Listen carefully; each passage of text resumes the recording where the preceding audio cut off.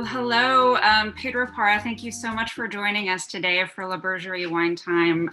Incredibly honored to get to sit across from you, although it is via computer, as you are at home right now in Concepcion in Chile, correct? Yeah, that's correct. Thank Very you. good. Thank you very much, Paula, for the invitation. What a beautiful name, La Bergerie. It's a French name. Yes, we are a Oui. little, and just my name is Paula Salinas, and I'm the wine director for Side Street Hospitality, which includes La Bergerie, a little wine bar and market that really focuses on high quality terroir-driven wines from very thoughtful producers. And we're here today because we are featuring your Pinco Politano in a Terroir Explorers 6-pack that we're doing, but we're also pouring it by the glass through the fall. And I wanted to introduce you personally to our guests here at La Bergerie. And as I mentioned, you know, we're in Fredericksburg, Texas, so we're in the heart of the Texas Hill Country and wine country, kind of right between Austin and San Antonio and the 290 corridor. And it's the second largest visited wine destination outside of Napa here in the state of Texas, which I thought was I couldn't believe when I read that, but then I discovered that it was true. Wow. And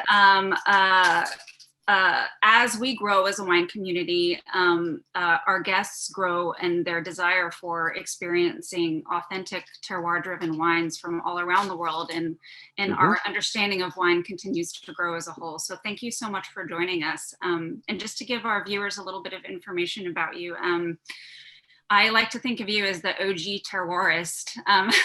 You do have a PhD in terroir from the Paris Center for Agriculture, and you've been a huge champion for this this movement called the New Chile, of which I'm really excited to be a part of, and really helping people to understand the diversity and quality available within the country. And so thank you and welcome. Thank you, Paula. So you're from Concepcion. How did you get involved in wine? Yeah, so Concepcion is the south of the country, middle. It's like I would say like Oregon, you know. And I was really not involved in wine. I went to university. I did engineering, and after that, you know, I think the big chance for me was that my mom put me in a French school since I was, you know, 3 years old. So I was fluent in French, and after engineering, I got a grant from the French government, and that grant, you know, allowed me to move to the south of France, to Montpellier, which is a fantastic city, and I had the chance to spend like 1.5 years there, and I met many, you know, research guys and professors and all this kind of weird French, you know, people and personalities. And one of them invited me to work that was a master degree. So I had the chance to work as a master student in Paris. So I had to move up to Paris in one research that they were doing about terroir for the Rhone Valley. And so this center of this agronomical center of Paris was specialized on terroir. So they had already 3 PhD workers, you know, on terroir for Champagne, the Rhone, and also for the Loire Valley. So I met them. And then I came back to Chile, spent some time in Chile, like 2-3 years. And after that, I had a chance again to have a grant, this time for a PhD, and going back to Paris, same professor. And now that was a PhD that was focused on analyzing, you know, not the macro terroir concept that was very fashionable, you know, for that moment. And my work was for micro terroir, so for a small winery. And in the beginning, I was not very happy because I was really very much into this macro selection, you know, how can we split Napa Valley in different areas? But hopefully, in that moment, I didn't understood that. Hopefully, it was micro, and that changed completely the approach and my view on everything, because I was not working in a big area. I was working for a winemaker, a winery, and something that was really, really not really focused on science, but was something to be applied. You know, we need to improve the wine. We need to understand our terroir. So I was in the beginning, again, as I was mentioned, I was not really convinced. And then after that, I realized that that was the first PhD study in the world that was focused on a vineyard, you know, like Bergerie, as I used to say. And that's how I started. So that was back 2004. So I came back to Chile in 2004 with a PhD in terroir and with no idea what to do with, you know. And so you launched into a career of traveling around the world, consulting as a winemaker. But then, what made you decide to start really focusing in on making your own wines in that southern part of Chile, kind of between Itata and Biobío? I think, you know, my career as a consultant was first for maybe the first 7 years only focused in Chile. I had the chance to work with the best of the Chilean wine producers. Then I met a very important guy in my career, an Italian winemaker, one of the best Italian winemakers called Alberto Antonini. And Alberto Antonini, who was and is still a very famous consultant, international winemaker consultant, invited me to join him. And so we started to work as a team. First in Argentina for Malbec, and then Italy, and then, you know, little by little around the world. And what this is like, it's like a movie, you know. When you met one guy, then you met a second guy, then the second guy introduced you to a third guy, and then someday you are, I don't know, with Jack Nicholson and something like that.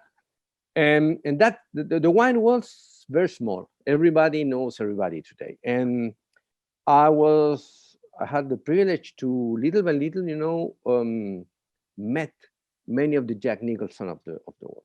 And when you're doing that as a consultant, so you get paid for helping them. At the same time, you spend a lot of time with those people. So you work during the day, but in the night you go to a restaurant. And then when you go back, you have a coffee, and you little by little start to understand the philosophy behind all of the Jack Nicholson of the wine world.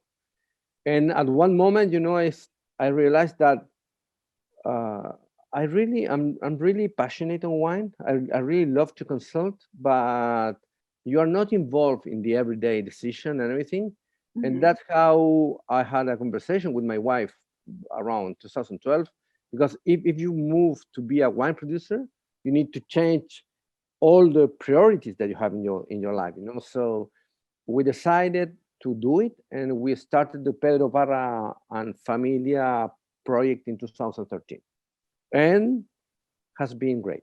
That's the truth. So today I keep consulting. Maybe 30% of my time is consulting, and what I'm trying to do is to focus on my consulting on people that I can learn from, you know. So I want to produce a Chardonnay because I love Chardonnay.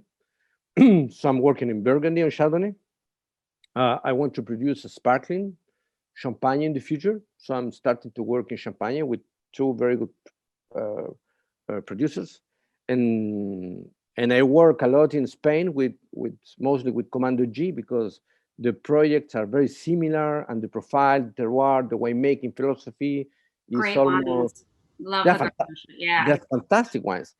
Yeah. And they're very good friend of mine, and they are responsible, I think, a lot, you know, in the quality of my wines, because they have teach me a lot about how to vinify elegant grapes on granite, you know. So they were, I cannot say mentors because we have the same age mostly, but they were very important, you know, especially after 2018, I would say. So Pedro, when I was coming up in training as a young sommelier, and you're studying like all of these wines around the world, and these you're trying to learn what you're being told are benchmark wines. When we got to Chile, I think what was always presented was something, you know, along the lines of Carmenere from the Valley Floor. And so I think that even as a wine professional in training, I was walking in with a lot of misconceptions about Chile and about the winemaking in Chile and what was possible. So when I traveled there a few years ago to kind of experience the new Chile, it was incredibly eye-opening to me, the diversity of the terroir and the quality of the winemaking. There's some obstacles, I think, for like an American consumer to overcome in understanding the wine. So can you talk a little bit about the classification system and about understanding just the scope of what is possible in such a long country with such extreme extremities? Sure. So first, one thing that you need to get when you think about Chile is that it's a mountain country. So it's not about flat, it's about mountains. So modern viticulture should be like that. So it's changing. I would say in the last 20 years, new vineyards were maybe 60% in the hills and not anymore in the flat. We have enough flat, vineyards and bad. So that is something that already changed. So I can say that the future is bright because we do have very, very good vineyards that are starting to produce. The second point to understand is that climate diversity is huge, because you go from the north where it's very dry, like I don't know, like Israel, if you want. Like I always try and get people to visualize that Atacama is like they filmed James Bond, Quantum of Solace there. Yeah, so that's right. That's right. Through the desert, like that's where you are. It's one of the driest deserts in the world. It is very dry, but it's humid. Yeah. Because what is important to understand is that the Andes mountain range it's like the Everest. It's super big. So everything that comes from Argentina stays in the Andes mountain range and never go through the Andes mountain range. So what we get in terms of weather is from the ocean. So we get all the humidity from the ocean in the north, in the center, and in the south. So even if you are in the desert, it's humid. So that is very important, because at the same time brings wind and this fresh sensation. Mm-hmm. So the another part of Chile is humid, fresh, and sunny. So maybe it's something like a Châteauneuf-du-Pape, if you want. Then you go in the center of the country, and the center of the country around Colchagua, Cachapoal, Maipo, is something that when you go near Santiago, very much like Napa Valley, very similar ideas, similar weather, similar flavors, similar problems at the same time. Because Napa is made of volcanic rocks, and the center of Chile is made of volcanic rocks. And volcanic rocks are not easy to work, especially as a viticulturist. And then when you go in the center to the coast, like Casablanca or like Lleida or like Aconcagua coast, it is sunny, windy, and very cold, I would say. It's like a coastal fog region, right? Kind of like very foggy, very foggy. And it's so similar to Sonoma, like the real Sonoma coast, Mm-hmm. So it's very similar. Again, comparison is almost identical what you get there. And then you go to the south of Chile, or central south of Chile. So when you go to the south of Chile, the real change that you get is the clouds. You get cloudy. And so you cannot talk anymore about a sunny terroir, but a cloudy terroir. Mm-hmm. So you are not anymore in Napa, or you are not in Sicily, or you are more in something that goes like Barolo in weather. And then you move to the northern Rhone, and then you can move to Burgundy and even to La Loire. So this is the south of Chile. or Oregon as well. So this is mostly in terms of climate. So that changed everything. And the second thing that is so important is that, to make it very simple, if you go to the Andes mountain range, you are going to be volcanic in terms of geology. And if you go to the coastal range, you are on granite, basically. And it's opposite, because volcanic is made of clay, granite is made of sand. So this is completely different. So And how do those two appellations kind of structurally change the wines in the way that the consumer experiences them? Because I know we talked a lot about your sure, experience growing on both granitic and schist and limestone soils. if you that's very important to me, as at least when I buy Chilean wine or I get some bottles from friends. Everything that comes from granite, Casablanca, Lleida, Maule Coast, Cauquenes, Itata, Biobío, you get something way more European. So because it's about sand, it's more austere in flavors, so no in front.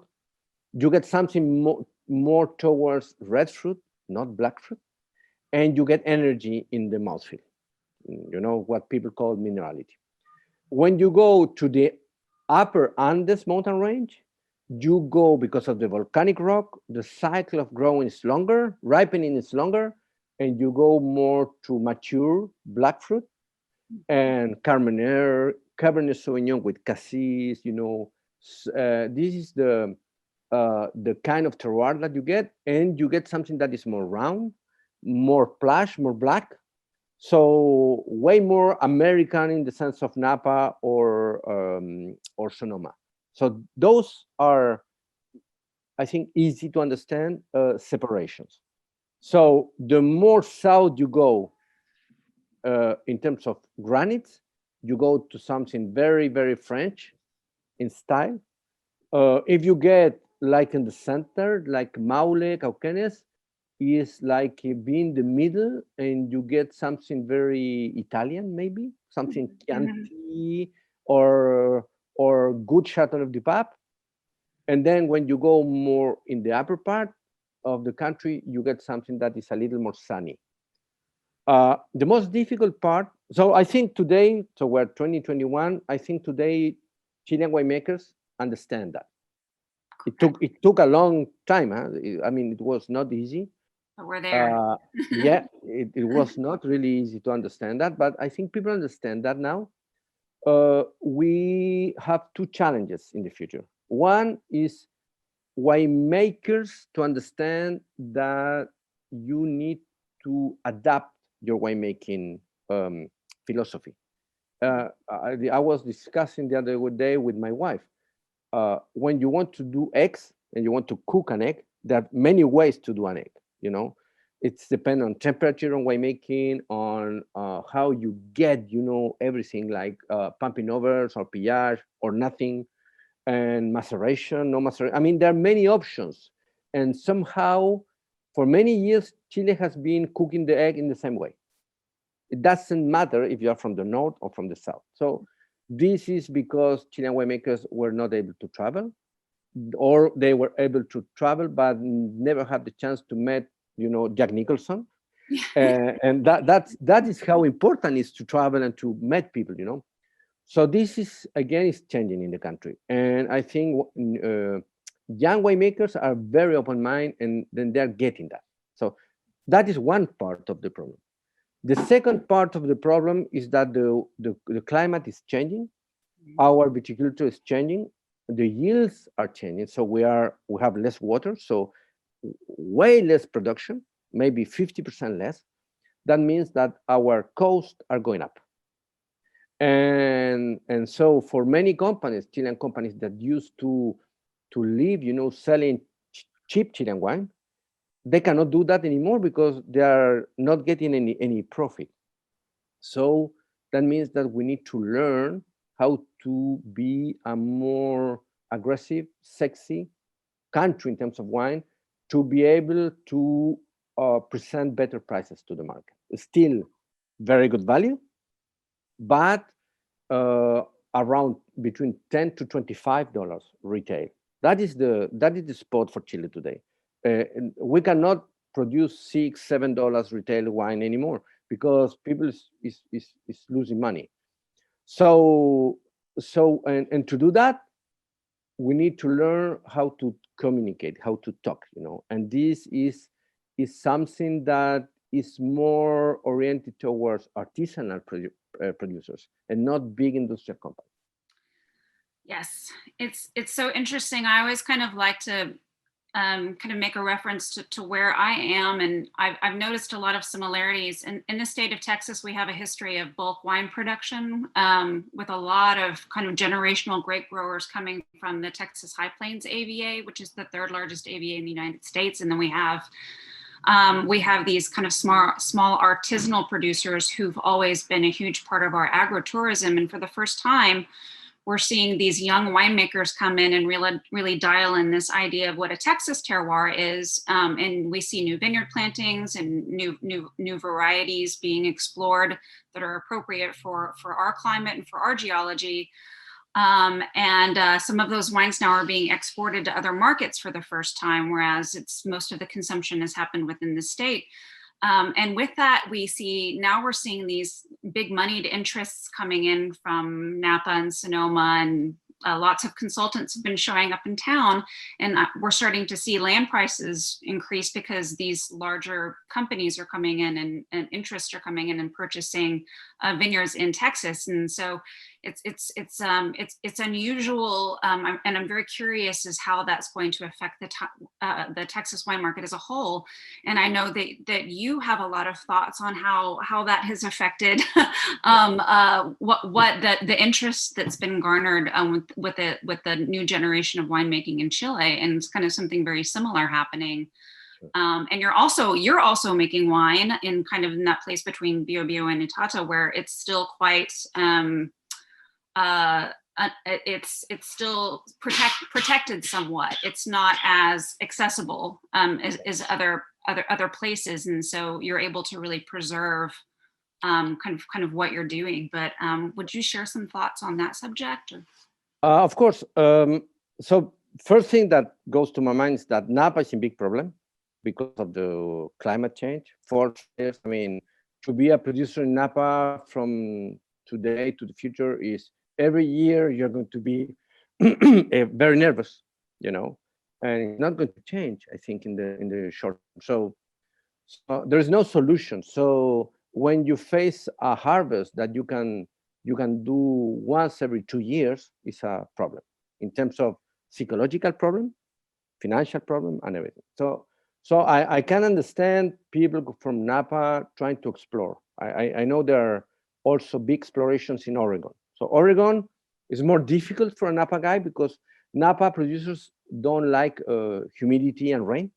They're very afraid of that. So some friend of mine, it's like Oregon is too wet, and it's not anymore. That completely changed. But for them, it's wet. So many people would prefer to move to some place with sun because they know sun. So Texas is a very natural situation to move. And so what happens is that people go there, they explore, they don't, I would say they don't understand the culture, they don't understand terroir, they don't understand the weather, so there are big mistakes in the beginning. Then those people tend to arrive saying that I understand everything, I'm from Napa, and you're from Texas and you know nothing. So there is always a cultural problem on that in the beginning, I would say in the first 10 years. And then at the same time, it's very good because when people from other places are coming to your place, it's a challenge. So Texas producers are going to move. For example, one example, I've never been in Texas. Oh, I was once, maybe 10 years ago, but nobody never asked to me like, Pedro, do you have time to have a visit or a look on Texas terroir? It's going to happen for sure in the future. You have an open invitation now. Yeah, you can do that, but I do work in Washington. I mean Virginia, near Washington, D.C. I do work there where the potentiality for Cab Franc is huge, and people really don't talk about that, but the potentiality is very, very important. And I think Texas is a natural coming for everybody. How you preserve that is difficult. In Itata, I think the situation is, Itata is very rustic, is way far away from everything. So it's in the middle of the mountains, and people from the center of the country or Santiago will never get to the important places alone. They need somebody that really invites them, because it's like a Jurassic Park, And It's because incredibly wild and beautiful, and the people are totally, so warm and resilient and independent. totally, and this is because they're natural people that, in general, for 500 years, because Itata is planted for 500 years now, nobody was visiting them, And then one day they have Jancis Robinson, and they don't understand what is happening, So it's a 100% contrast what is happening in Itata. And yesterday we were discussing with two local producers, because today if you walk in the town of Guariliwe, where nothing happens in 200 years, then today you have hipsters, winemakers from Australia, from Canada, from around. So it's like, for them it's very weird to see this kind of different faces having a beer or whatever or looking at the vineyard. So that is changing, but it's changing in the artisanal way. So I will say it's protected. So it will always be protected against the big companies, because big companies need low cost. Itata is expensive because it's far away and it's mountains. Itata is expensive at the same time for them because they want to have a bigger surface. Classical companies, a company that will work on 100 acres to 200 to 300. You cannot buy that in Italy because it's family owned. It's like Burgundy. So everybody owns like 3 acres. So if you're a big company, you need to deal with lawyers to buy with, I don't know, 25 families. And those families don't have papers because they have been owners for that for 200 years, but they don't have a paper that show you that they are the owners. So it's another dimension of the problem, and that keeps Itata safe, I would say. Yeah. I don't know if this is the situation in Texas. I think it's way more open. So if you have money and you're a big company, you will come. So the problem to me is that big companies from California with money, that they need to source a lot of grapes, and they cannot do that in Napa anymore or Sonoma. They're going to be aggressive in Texas, and they're going to arrive and buy 200 acres, and then another one, 200 more, and the prices go up, and that is going to create something that can be a problem and as well an opportunity.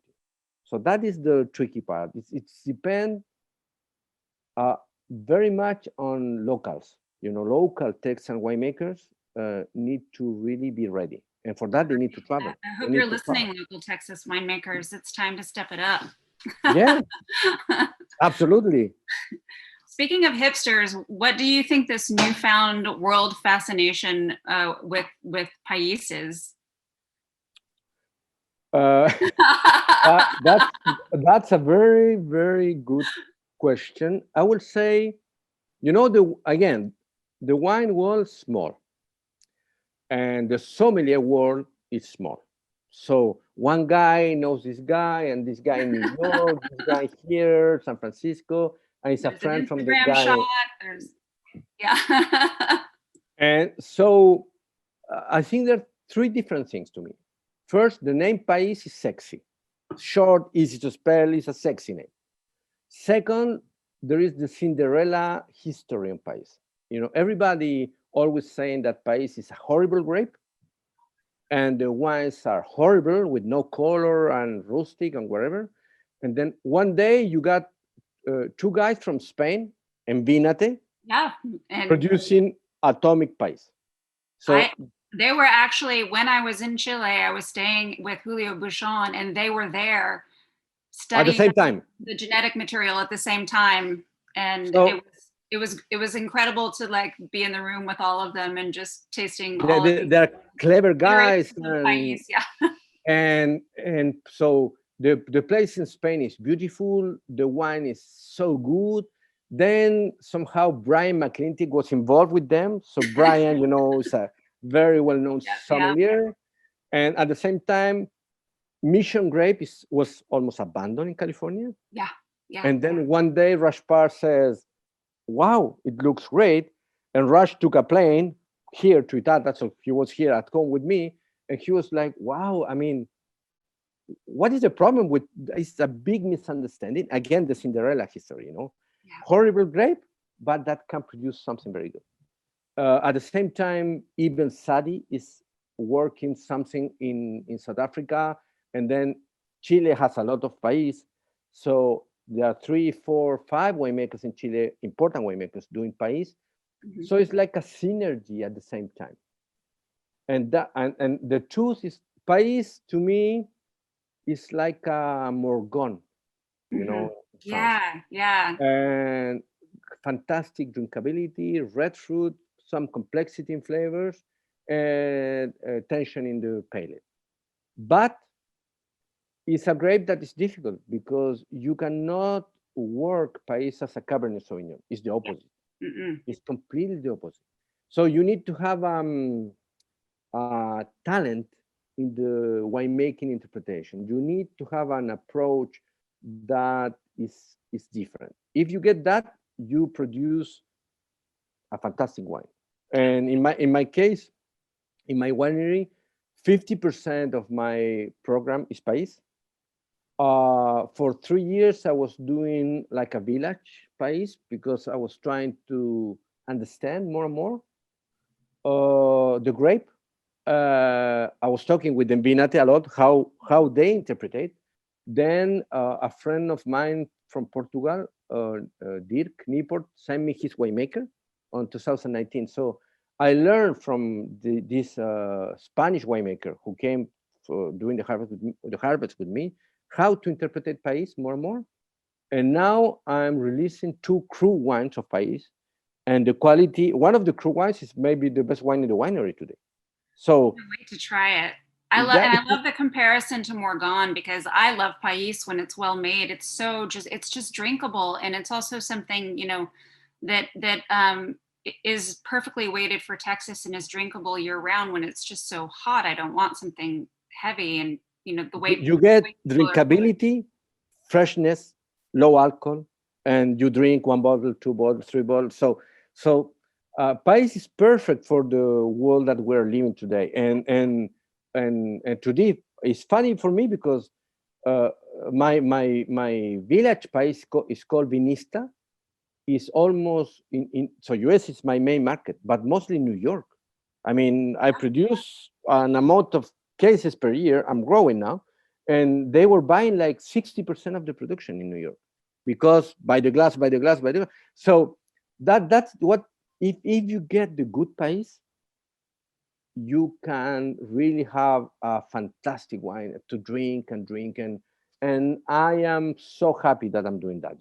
Pais to me, again, is fashionable, it's hipster, it's fresh, is something that and we do have a lot in Chile. So in the past, maybe 5 years ago, was like not fancy to work on Pais. Only few people was doing that, and now it's like every day a new winemaker trying to understand the grape. So it's going to happen more and more.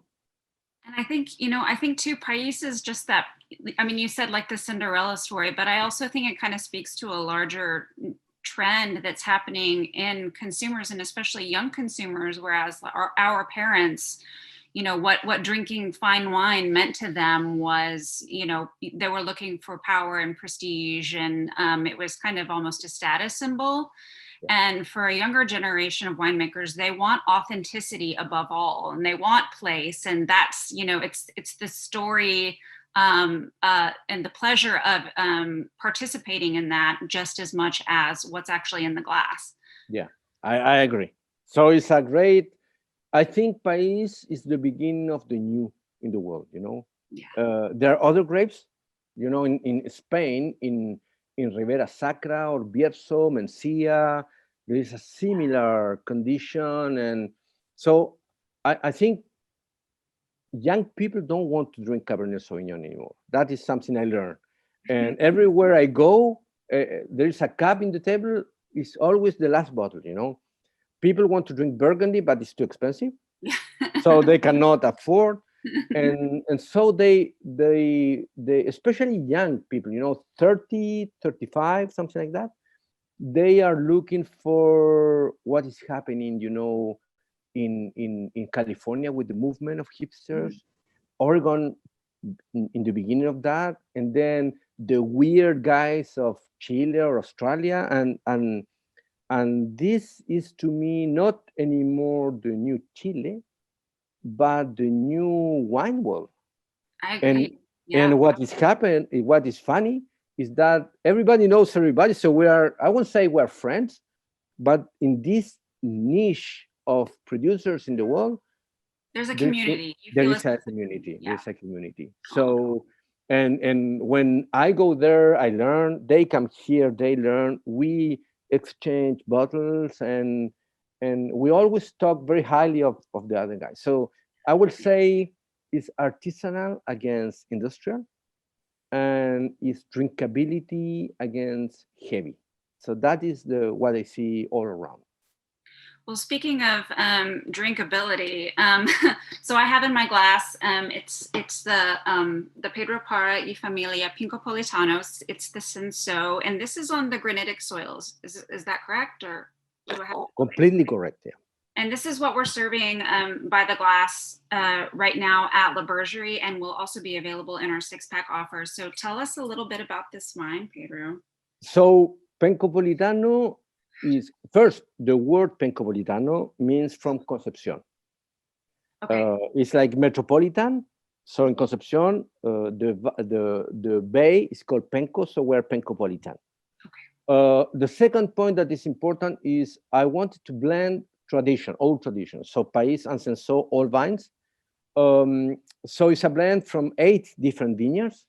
And this blend from granitic soils is a blend that is produced with very low temperature extraction. So I don't like to extract, you know. It's very Spanish in the philosophy. It's like our extraction is through time and not through intensity. And time means maceration.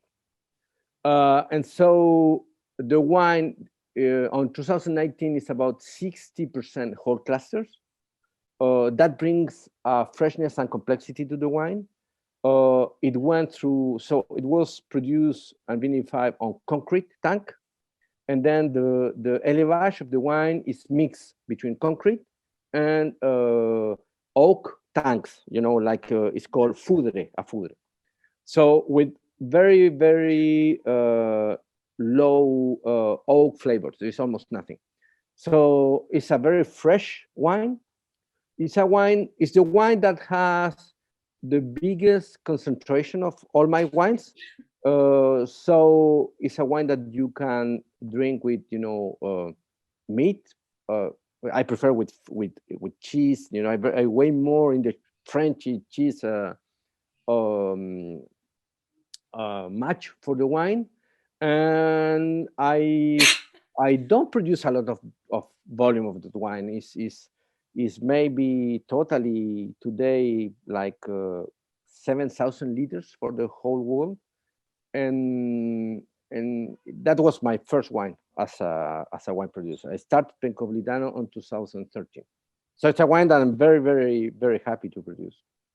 It's just so delicious. I mean, and maybe this is because of the concrete and then the mixed élevage, but the tannins have this really beautiful texture to them that's just quite kind of fine and silty, and it's floral, it's spicy, we're doing it with our charcuterie boards right now, and I can't think of a more perfect pairing.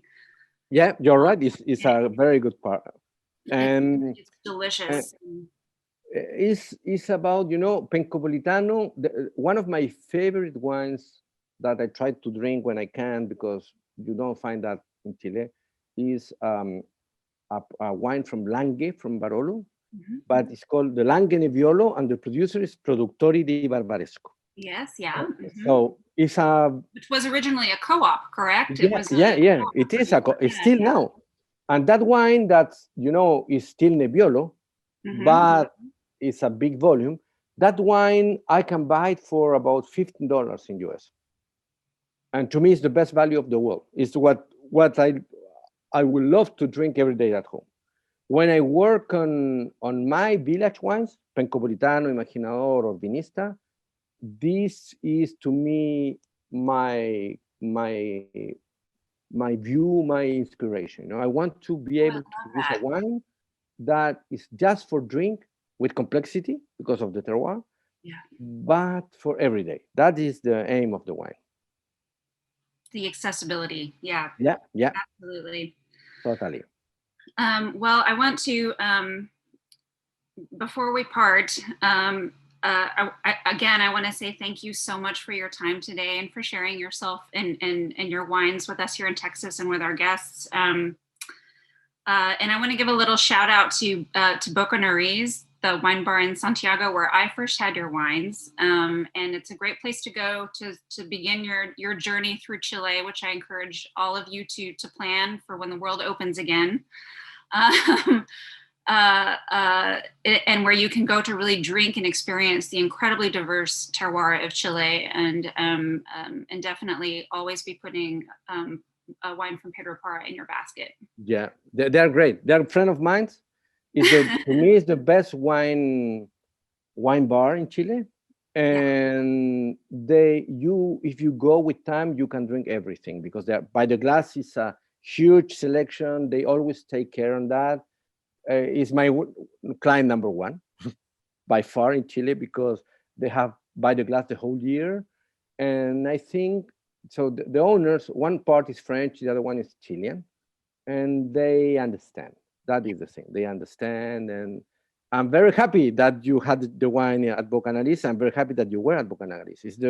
You were very well advised that you need to go there. Well, I can't wait to get back. And again, thank you so much for your time, and cheers.